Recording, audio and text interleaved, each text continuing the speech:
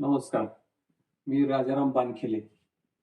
काल आम्ही मनसर नगरपंचायतमध्ये नगरपंचायतच्या माध्यमातून मनसर शहरामध्ये जे गोडेगाव रोडला आमचा जुना भाजी बाजार होता त्या ठिकाणी मोठ्या स्वरूपामध्ये पत्र्याच्या शेडच्या माध्यमातून एक भाजी विक्रेत्यांसाठी गाळ्यांचं बांधकाम केलेले आहे, बाजारी ओटे तयार केलेले आहेत.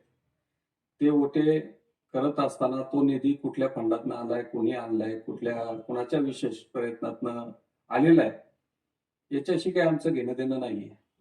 मुळात अधिकाऱ्यांनी आम्हाला सांगितलं की खासदार शिवाजीराव आढळराव पाटील यांनी हा निधी आणण्यासाठी प्रयत्न केले आणि त्या स्वरूपाची कोनशिला सुद्धा त्यांनी त्या उद्घाटनाच्या वेळेस त्या ठिकाणी लावलेली आहे. आणि आम्ही कालच्या माझ्या बाईटमध्ये स्पष्ट सांगितलेलं आहे की त्या कोनशिलेला आमचा विरोध नाहीये, परंतु त्या पत्रा शेडवर जे मोठं नाव त्या ठिकाणी टाकलेलं आहे त्या मोठ्या नावाला आमचा विरोध आहे. आजपर्यंत मनसर शहरामध्ये आमच्या मनसरकरांचं वैभव लोकनेते किसनरावजी बानखेले यांनी स्वतः त्याग करून अनेक ठिकाणी स्वतःच्या जमिनी दिलेल्या आहेत. त्याच्यावरती मोठ्या मोठ्या संस्था उभ्या राहिलेल्या आहेत. एकाही ठिकाणी लोकनेते किसनरावजी बानखेले यांचं नाव असं मोठ्या अक्षरात किंवा छोट्या अक्षरात सुद्धा मनसरकरांनी कुठं लावण्याचा प्रयत्न केला नाही. परंतु या ठिकाणी माजी खासदार शिवाजीराव आढळराव पाटील यांचं जे भव्य स्वरूपात नाव त्या ठिकाणी टाकलेलं आहे त्या नावाला आमचा विरोध आहे.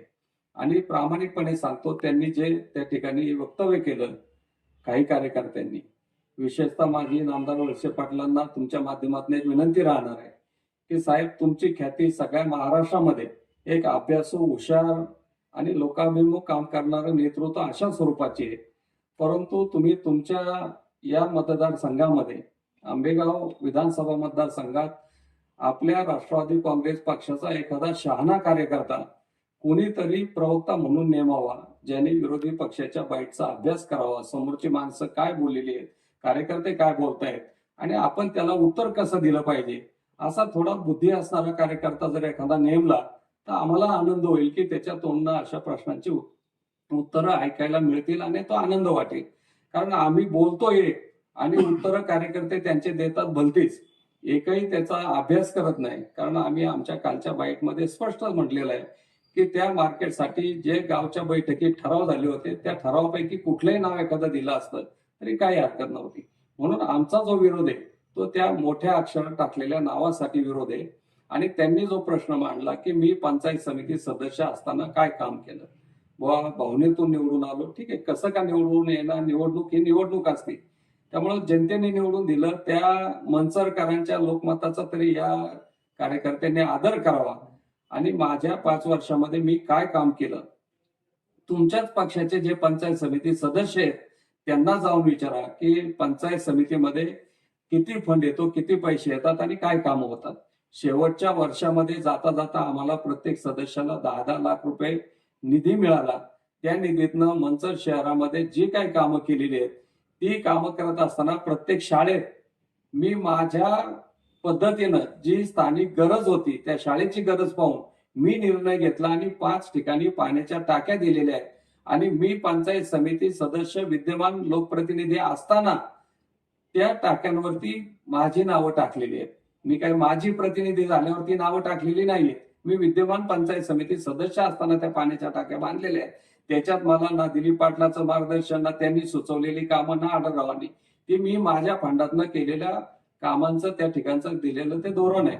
आणि त्यांना एवढाही अभ्यास पाहिजे की मागच्या सरकारपासनं ज्या वैयक्तिक लाभाच्या योजना होत्या त्या डीबीटीच्या स्वरूपामध्ये ऑनलाईन अर्ज करून शासन डायरेक्ट जो काही निधी होता तो शेतकऱ्यांच्या खात्यामध्ये जमा करत होता. त्या ऑनलाईन पद्धतीने ज्याचे नंबर लागत होते त्यांना त्या वैयक्तिक लाभाच्या योजना मिळत होत्या.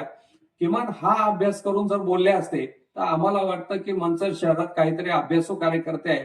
परंतु कुठंतरी अनफडगत झोपेतनं उठायचं आणि आपल्या नेते मंडळींचा उदो करण्यासाठी मी लय तुमच्याशी प्रामाणिक आहे, मी लय तुमच्याशी एकनिष्ठ आहे हे दाखवण्यासाठी केविलवाणी धडपड आणि मग नगरपंचायतचं नगराध्यक्षाचं तिकीट मलाच कसं मिळालं पाहिजे, मीच कसा योग्य आहे, मला नगरसेवकाचं तिकीट कसं मिळावं, मी कसा योग्य आहे हे दाखवण्यासाठी या सगळ्या मलिदाग यांची चाललेली धडपड आम्हाला त्यांची कीव येते.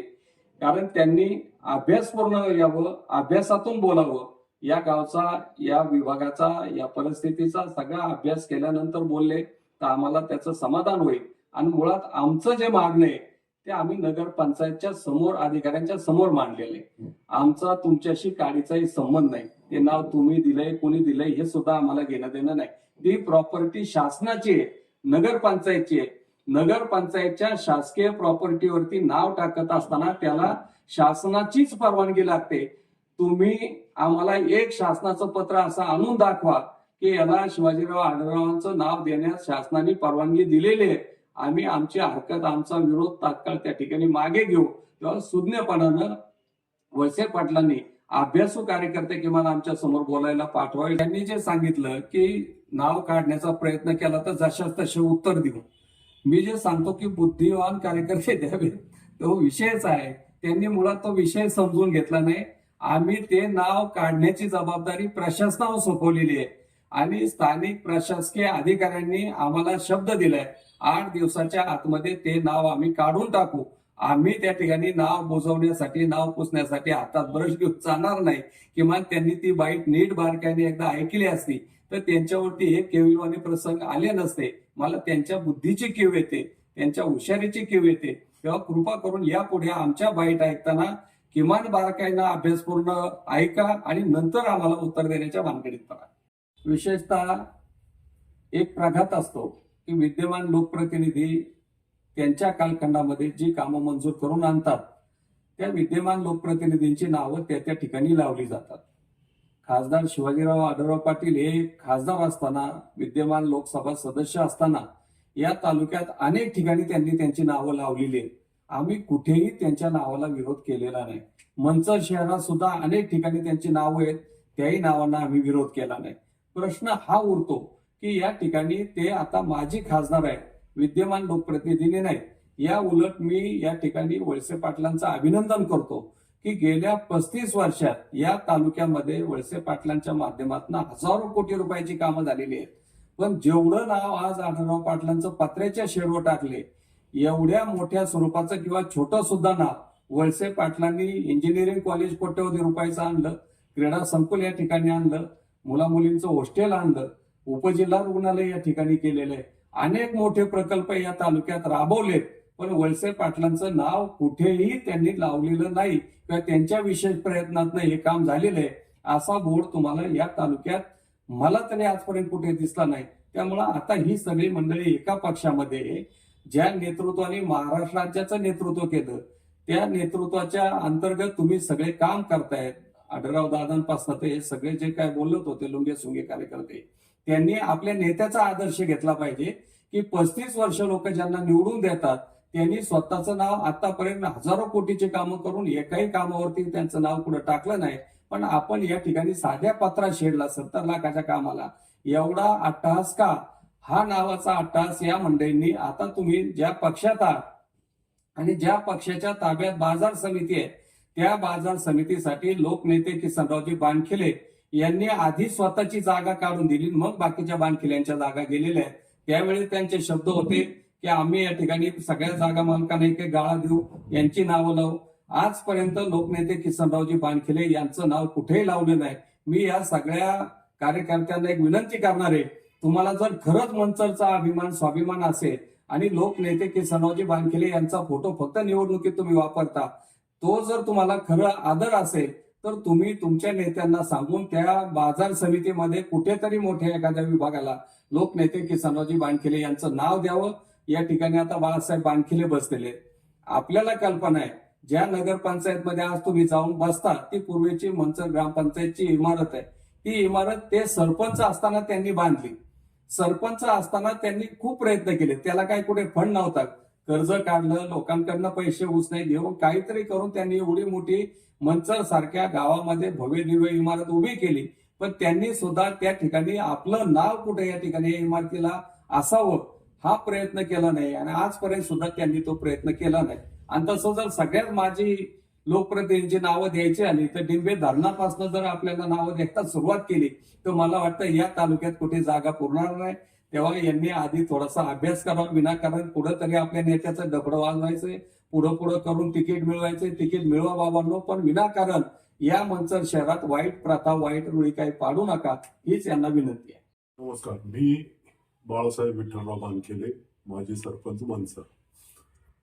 काल नगरपंचायतमध्ये आम्ही जाऊन त्या ठिकाणी शिवण्णा एक मागणी केलेली आहे की बाजार तळावरती जे बाजार गाळे झालेले आहेत आणि त्या गाळ्यांवरती जे माजी खासदार शिवाजीराव आढळराव पाटील यांचं नाव दिलेलं आहे. ठीक आहे, पाठीमागे देखील 2 महिन्यापूर्वी आम्ही आंदोलन केलं होतं आणि त्या आंदोलनामध्ये जाहीर सभेमध्ये त्या ठिकाणी राजाभाऊ बानखेले असतील, मी असेल, त्या ठिकाणी सांगितलं होतं की त्यांनी त्या ठिकाणी भूमिपूजन केलं, उद्घाटन केलं, त्याचं त्यांनी कोनशिला लावलेली आहे आणि त्या कोनशिलाला आमचा काही त्या ठिकाणी विरोध नाही. परंतु हे जे नाव जे लावलेलं आहे हे संपूर्ण नाव त्या ठिकाणी जर वाचलं आपण तर असं वाटतं की ते भाजी मंडईला यांच्या फंडातून किंवा यांच्या खिशातून ते पैसे, फंडातून म्हणण्यापेक्षा यांच्या खिशातून ते पैसे त्यांनी दिलेले आहेत, अशा प्रकारे त्या ठिकाणी ते नाव लावलेलं आहे. ठीक आहे, आता ती विचारणा आम्ही त्या ठिकाणी शिवण्णा करण्यासाठी काल गेलो होतो आणि शिवण्णा देखील परवाची शिवणची बाईक ज्या वेळेला आम्ही ऐकली, शिव म्हटले की मला देखील त्या ठिकाणी काही माहिती नाही, मी त्या कालखंडामध्ये 8 दिवस या ठिकाणी नव्हतो, म्हणून आम्ही काल त्या ठिकाणी गेलो आणि शिवण्णा ज्या वेळेला ते विचारलं की हे नाव त्या पद्धतीने कसं लागलेलं आहे, तर शिवण्णी देखील आम्हाला सांगितलं की मला त्या ठिकाणी काही माहिती नाही. आणि मग तुम्ही जर शासनाचं जर ते काम असेल, शासनाचा जर निधी असेल, तर त्या ठिकाणी माजी खासदार म्हणून हे जर नाव जर लावत असतील एवढ्या मोठ्या प्रमाणामध्ये, तर मग ते तुम्ही कसं लावून दिलं त्यांना.